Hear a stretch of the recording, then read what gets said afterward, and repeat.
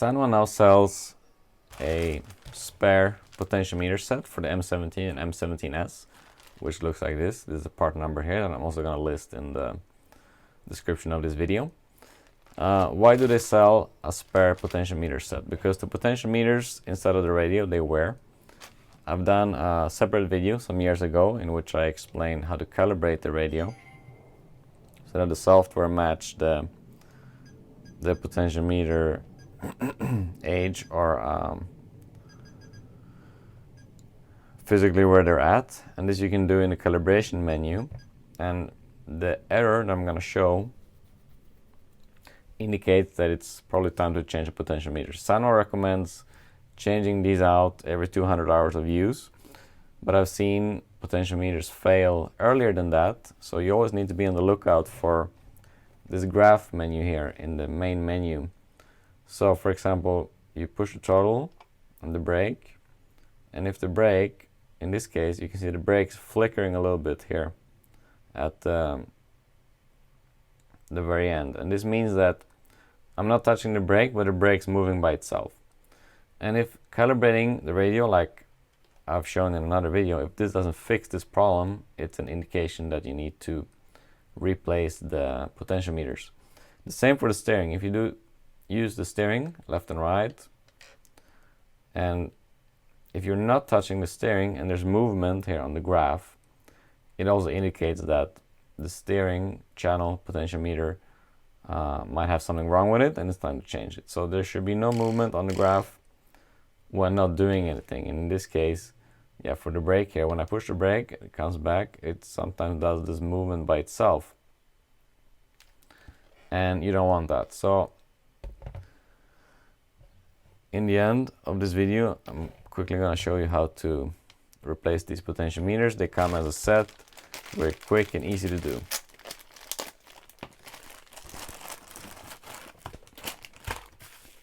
Start with a throttle channel. Looks like this. So what we're going to do here is we're going to use a 2.5mm wrench. Open this screw here.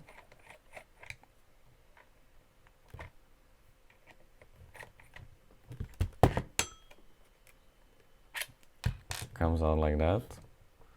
And then we have a 2mm screw here in the front, which this you can move to left and right, so you can angle it. So make sure that you put it back at the same angle that it was at. So as you can see on the radio, I only had an issue with the throttle channel in this case, but I'm gonna change both channels just in case, just while I'm at it, let's say.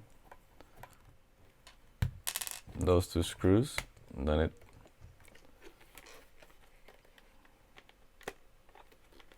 should pull right out like that. This cover comes off first. And here we go. All you gotta do is disconnect this wire here and connect the new one here. Make sure it's fully seated in there.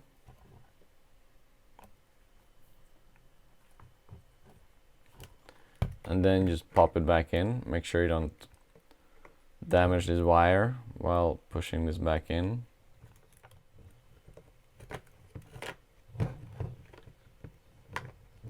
That is how it goes, and then you put on this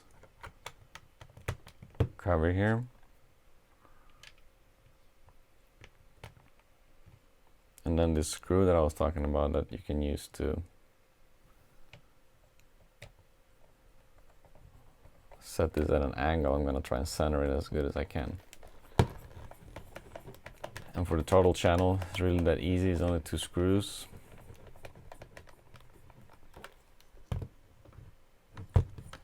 I'm going to make sure that it's centered like that. Don't forget the screw here, the 2.5mm head screw at the back. And that's it. That's the throttle channel. Okay, steering channel. So a few more screws, but we're gonna start by taking the steering wheel off with a 2.5mm driver. This plastic piece comes off as well. Then we have these top screws here for the cover here.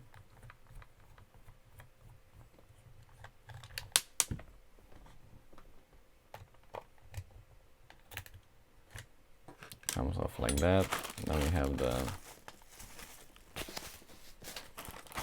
steering channel, potentiometer right here. Looks like this. So this big unit is going to replace the one that's in here. Two more M2.5 screws here to get this whole steering unit assembly off of the radio. So disconnect this cable here. Careful with the cables when you take this on and off. Then we're gonna have to remove this plastic part here, because this plastic part is used to angle the steering wheel. There's an option in the M17 radio to set the steering wheel at an angle.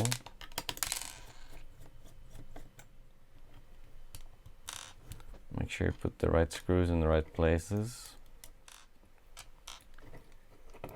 Okay, this one then goes away. I'm gonna have to put new stickers on this one because I have a skin on my radio.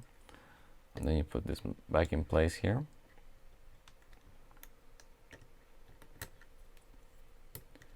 Remember to use the same length screws. Make sure everything is nice and tight.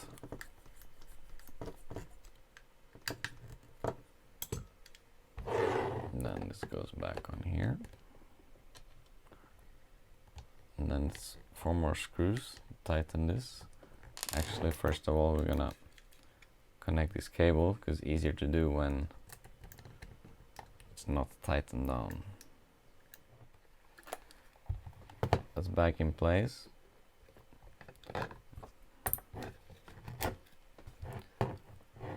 And then it's actually easier to install this cable before we tighten this down. So we're just gonna push this in here.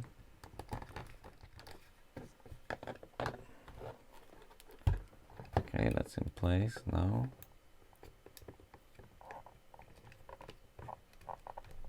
Now we're gonna make sure we don't squish these cables here.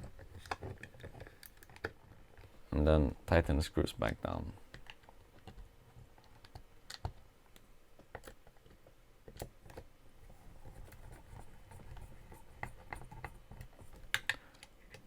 Line them up before tightening them all down. Make sure these cables here are not getting squished. Put the cover back on.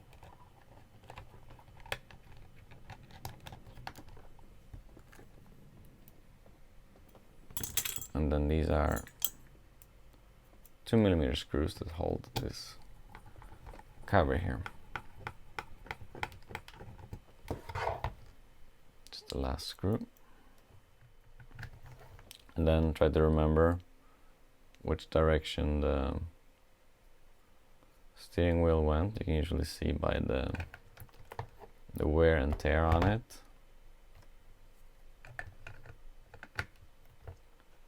I believe mine sat like that because I can see the imprint of my thumb right there. I also recommend changing the sponge quite frequently because it's subject to wear and it loses grip over time. So replace the sponge. Also, it's a good option part or a spare part to buy from Sanwa. Okay, next step will be to switch on the radio and do the calibration again, which I've shown before, but I can show it again. Calibration, because now we have new components in the radio. Obviously they have to be calibrated to the hardware software of the radio. So steering, you go to neutral, press OK, turn fully to the left, fully to the right. When it asks you if the adjustment is okay, you choose yes. I repeat, press neutral, fully to the left, fully to the right, adjust OK. Move on to the throttle channel, which was the problematic one in my case. Press neutral, full throttle, full brake, and press OK. Executed. Now you can go into the graph and see that it's all working without any flickering. And the movement on the graph corresponds exactly to what you put into it through the channels on the radio. So the physical part of the radio matched the software part, and that's the key to understanding the potentiometers working well or having failed. So thanks for watching the video, and let me know if there's any questions.